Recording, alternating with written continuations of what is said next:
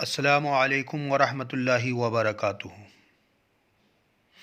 تمام شمع شبستان رضا کے گروپ ممبرانوں و عزیزوں و دوستوں، یہ جو عمل، تعویذات، وظائف آپ کی بارگاہ میں پیش کر رہا ہوں، یہ بڑے مجرب اور مفید ہیں۔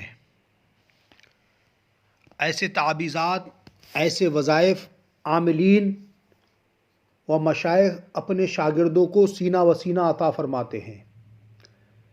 اگر کوئی شخص فکر و فاقہ میں گرفتار ہو، وہ کثرت سے یا وہاب پڑھے یا لکھ کر اپنے پاس رکھے، یا چاشت کی نماز کے آخری سجدے میں 40 بار یا وہاب پڑھے تو انشاءاللہ فقر و فاقہ سے حیرت انگیز طور پر نجات ملے گی۔